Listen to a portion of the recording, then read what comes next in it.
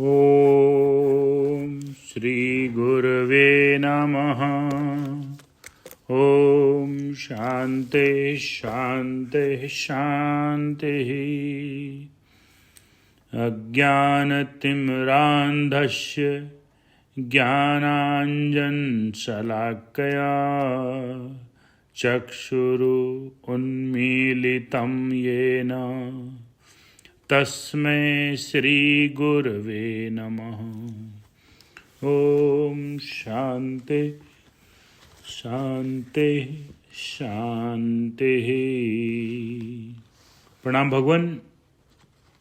आलू वाले बाबा जी का दिव्य ग्रंथ मणिरत्न माला, और इसमें प्रसंग चल रहा था शंका और समाधान में। शिष्य का प्रश्न था कि घोर नरक कौन है। स्वामी जी ने उत्तर दिया कि अपना शरीर ही घोर नरक है,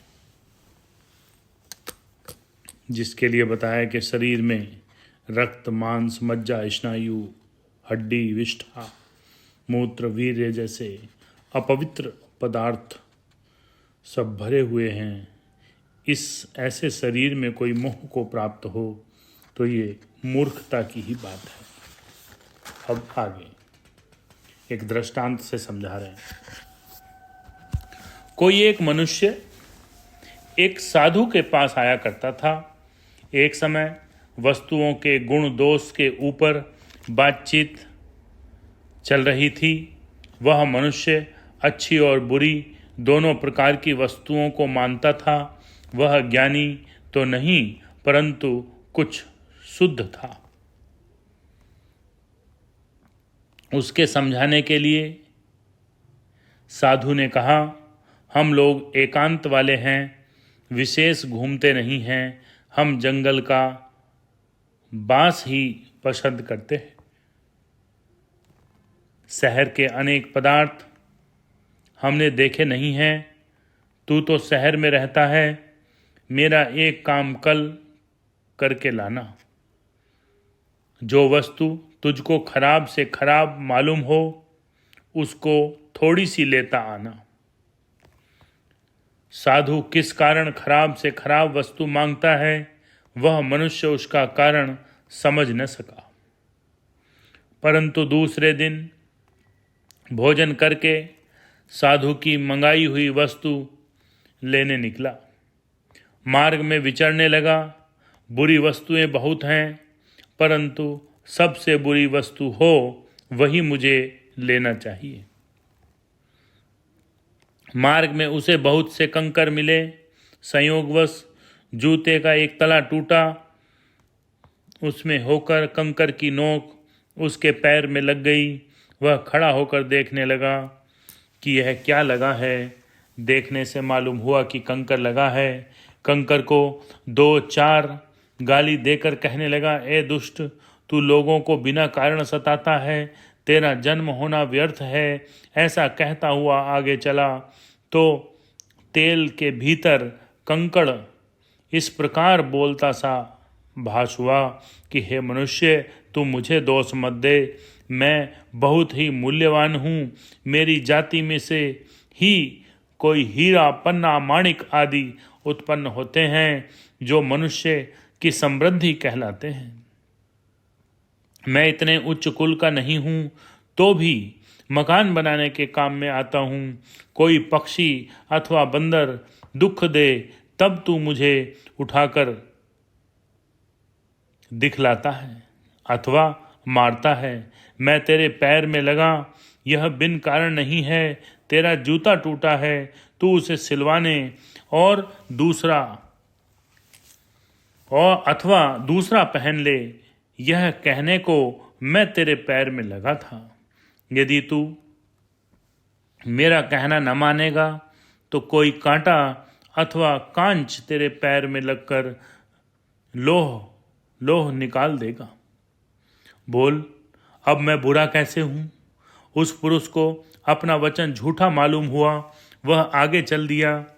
एक तिनका देखकर उठाकर कहने लगा, यह बुरा है, यह व्यर्थ है, किसी उपयोग में नहीं आता। उड़कर अच्छे पदार्थ में पड़ जाता है, मार्ग की बुरी वस्तुओं के संग वाला होकर उत्तम पदार्थ को बिगाड़ देता है।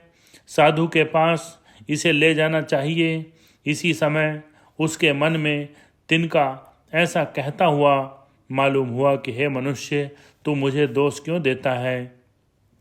मेरे गुणों का भी तो विचार कर। तेरे कान में कुछ भर जाता है तो जहाँ तेरी अंगुली नहीं जाती, तब मेरे सहारे से तू अपना कान को साफ करता है। दांत में भरा हुआ मैल मेरे सहारे से निकाल लेता है। पक्षियों का घोंसला बनाने में मैं बहुत उपयोगी हूँ। मनुष्य खाने पीने के पदार्थों को देखभाल रखे, उपयोग में ले, इस सूचना से निमित्त मैं पवन के सहारे उड़कर उनमें जा पड़ता हूँ। जैसा तू समझता है ऐसा मैं नहीं हूँ। मनुष्य समझ गया कि यह भी बुरा नहीं है। इस प्रकार वह सैकड़ों पदार्थ बुरे समझकर उठाता गया और उसमें से हर एक में कुछ न कुछ गुण समझकर सबको छोड़ता गया। अंत में उसने एक स्थान पर विष्ठा पड़ी देखी। उसे देखकर प्रसन्न होकर कहने लगा, इससे बुरी दुर्गंध वाली वस्तु कोई न मिलेगी। ऐसा विचार कर नाक सिकोड़ते हुए उसमें से थोड़ी एक लकड़ी की नोक पर लगा ली। वह तुरंत ही वहां से भागा। उसके दिल में गिलानी आने से उसके गुणों का भास उसके चित्त में न पड़ा। वह दौड़ता हुआ साधु के पास पहुंचा और उसे दूर एक तरफ रखकर साधु के पास जा नमन किया और बैठ गया। साधु ने कहा, क्या मेरी कही वही वस्तु लाया है? मनुष्य ने कहा, हाँ, अंगुली से दिखाकर वह रखी है। साधु ने कहा, वह क्या वस्तु है? मनुष्य ने कहा, सबसे खराब से खराब, किसी काम न आने वाली, नाक मुंह सिकोड़ कर कहा कि विष्ठा है। साधु ने कहा, वाह, यह तो बड़े काम की वस्तु है। तूने सुना होगा कि उसमें से नौशादर निकाला जाता है। खेती में उसका खाद सब खादों से श्रेष्ठ समझा जाता है। मनुष्य ने कहा, गुण भले हों, दुर्गंध वाली वस्तु है, उसके समान जगत में और कोई नहीं है। साधु ने कहा, सच है, तेरी बात भी मानने योग्य है।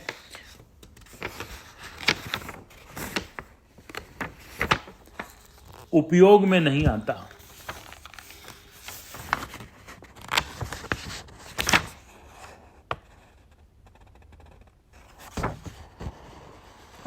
साधु ने कहा, सच है, तेरी बात भी मानने योग्य है, परंतु विचार तो कर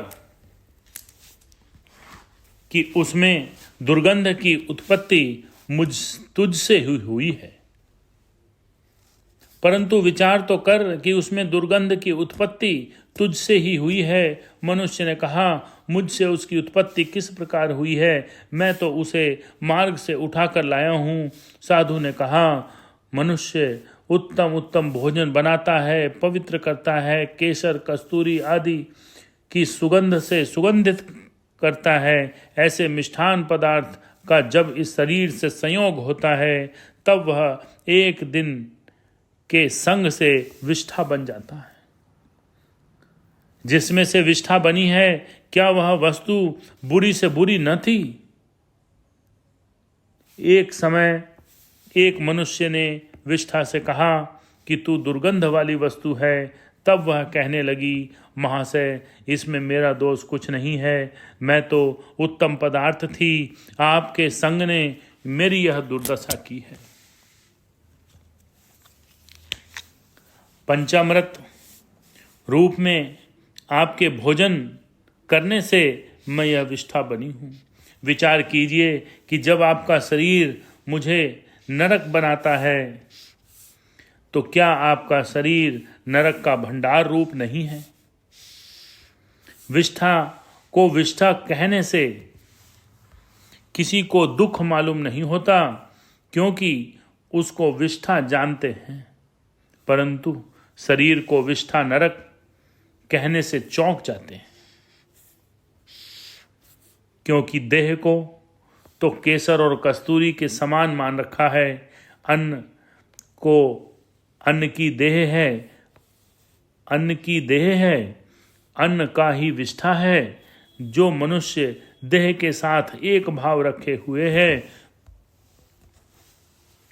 देह के रोग से अपने को रोगी और देह के बुढ़ापे से अपने को बूढ़ा मानते हैं, वे देहाभिमानी वाले नरक में ही पड़े हुए हैं। देह में जो अनेक प्रकार की आसक्ति तृष्णा है, वह ही दुख का मूल और 84 लाख योनियों रूप नरक है। तो आगे प्रश्न आता है, स्वर्ग किसको कहते हैं? इसके उत्तर में तृष्णा का क्षय बताया है। स्वर्ग में जो सुख होता है, तृष्णा के त्याग करने वाले को उससे विशेष सुख होता है। तृष्णा में दुख है और तृष्णा के त्याग में सुख है, वही स्वर्ग है। ओम शांति।